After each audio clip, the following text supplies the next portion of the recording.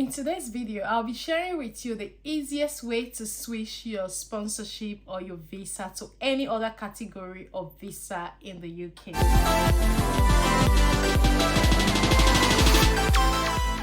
Hey guys, welcome back to my channel. My name is Fajira. If you're joining me for the very first time, I'm so happy to have you all in our beautiful family. For my returning subscribers, thank you very much for always coming back to watch my videos. I really do appreciate it. God bless you. If you're new to this channel, I create content on how you can migrate to the UK, jobs with visa sponsorship in the UK immigration updates, live in the UK, scholarships in the UK, like everything you can think about the UK. So if you're someone who is interested in such content, do hit on the subscribe button, turn on the notification bell, so each time I upload a new video, you're definitely going to be the very first person to see that video.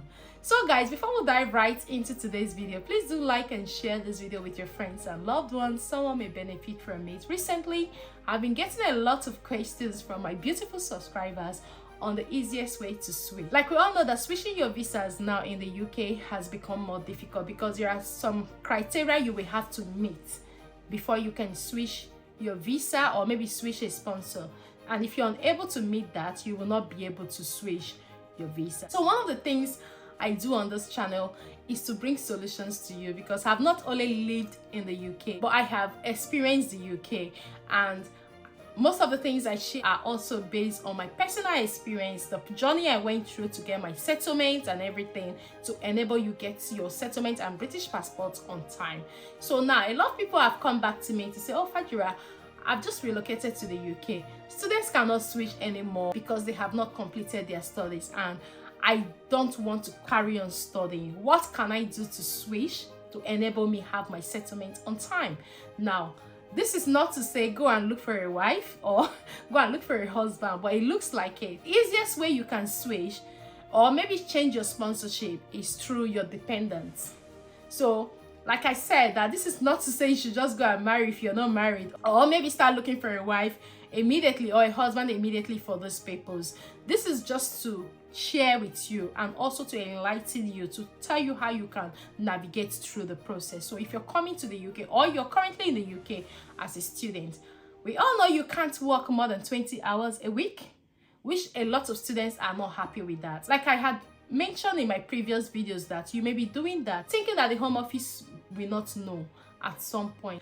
Some people have gotten away doing that without the Home Office getting to find out until they switch their visas. But remember, not everybody has the same luck. Mr. A may do it and get away with it, Mr. B may do it and get away with it, and Mr. C will try it and may not get away with it. So you have to be careful while trying it. So now, like I said, that the easiest way you can switch your visa is through your dependent. How will this work?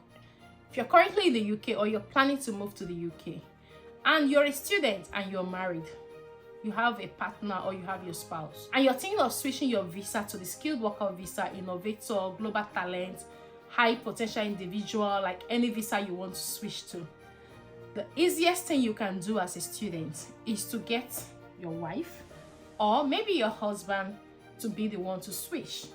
Because by doing that, you can now become the dependent. Not necessarily you stopping your studies, but you can now apply as a dependent of your spouse. Because the thing about visa application, especially when you have come to the UK as a family, as a couple, you will have to always apply for your visas together. So if your husband is a student and you as a wife have not found a job in an organization that is willing to sponsor you and your family, all you need to do is to apply for the visa, make your husband your dependent, and maybe your children as well your dependent. Or if you don't have children, that is still okay. But at any point you're applying for a new visa, because the visa that initially brought you has brought the both of you and is tied together to an extent.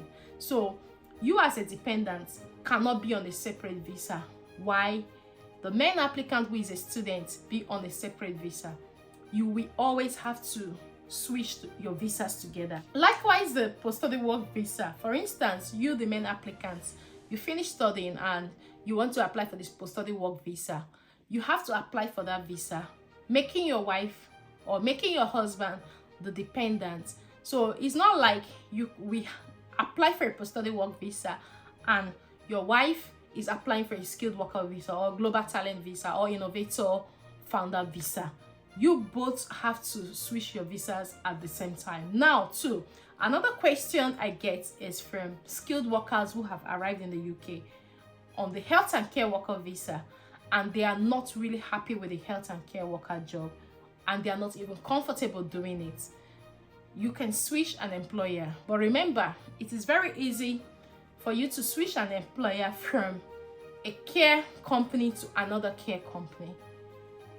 But for instance, if you come as a care worker and you want to switch to engineering, it's a bit difficult for you to just switch immediately to an engineering or any other sector when you have arrived in the UK as a care worker. So now if you have arrived in the UK as a care worker and you are an accountant elsewhere, then you've got a dependent. Let's say you're the woman who is an accountant, or maybe any other sector, you're now a carer in the UK, and you've come with your husband who can apply for any job as your dependent, or possibly even start his own company. All you need to do is for you to depend on him. At any point, he's able to get the kind of job he wants to do that can sponsor his visa. So by doing that, it will be easy for you to switch immediately and become his dependent. And bear in mind that when you're a dependent in the UK, you are entitled to a lot of things. You can open your company, you can work in multiple companies if you want to, provided you've got the energy. But don't forget that if you're doing lots of hours, it will also impact greatly on your tax, because you'll be paying a higher tax. But I know that's not a problem for most dependents that are currently in the UK, or maybe are planning to move to the UK, because I know a lot of dependents who are doing a lot of things. Some of them already own their companies now in the UK.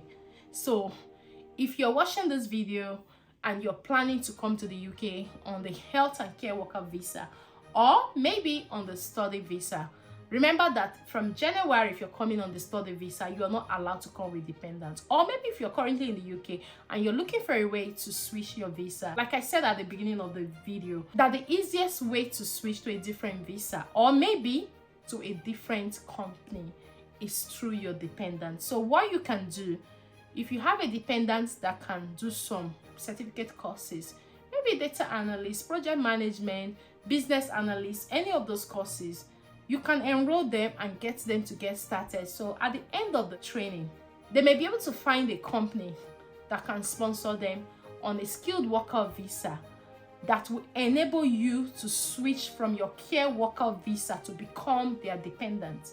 Or maybe that will enable you to switch from your study visa to become their dependent. But remember that there is a big advantage when you're applying for the care worker visa. The care worker visa fee is subsidized already. The government have not said that the health and care workers will pay for their IHS, which is the immigration surcharge. So these are the two advantages if you are going that route. But if you want to apply for the tier 2 worker visa, which is not on that route, or maybe global talent, high potential individual, any other category of visa you want to apply for, you will have to pay that immigration surcharge for yourself and your family. Bearing in mind that the government is planning to implement the new fees. So if you have a family of 5, you have to be very, very ready. But don't forget that some companies can just employ the dependents and pay for the visa fee. I've seen that happen so many times. I've seen that happen.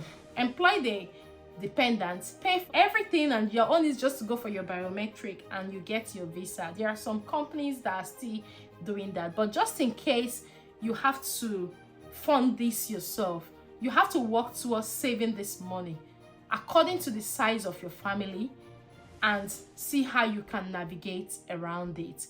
But like I said, it is very easy to switch your visa through your dependents in the UK. Just in case you're no more enjoying the care job that has brought you to the UK, or maybe the studies that has brought you to the UK, try and see how you can get your dependents to be the main applicants while you now depend on them. But don't forget, if you're a student, you have to still carry on studying. even if you have switched your visa, so that the school will not come after you. And if the school writes to home office will definitely contact you. You have to carry on studying and also complete your tuition fee that you're supposed to pay, because that's the main reason the home office is really looking into this, and they are trying to see how they can prevent a lot of students just getting to the UK and disappear from the school and switch their visas immediately. So like I said, this is the easiest way to switch your visa in the UK. Even if you're on any category of visa that you're not comfortable with, or you want to switch and you have a partner, let your partner, your husband, your wife, or your spouse, or whoever that is depending on you, be the main applicant in the new category you want to apply. This is not to say you should rush and go and marry if you're not ready to marry now, but trust me, there are so many advantages that comes with being married in the UK. So if you're planning to come and you're not yet married, I'm not saying you will not benefit from other advantages, but there are so many things you can do as a couple in the UK than doing it as a single person. So guys, this is just what it is. Like I said, that every information I get, I will share with you. This has worked for a lot of people around me, including myself, which is why I'm sharing, so that you can also try it as well and see if it's going to work for you. But trust me, it will definitely work for you. If it has worked for me, it will definitely work for you. So we've actually come to the end of this video, and if you find this video helpful, please do like and share with your friends and loved ones. Someone may benefit from it. Also do subscribe and join our beautiful family if you're yet to do that. Thank you very much for watching, and see you right in my next video. Bye bye for now.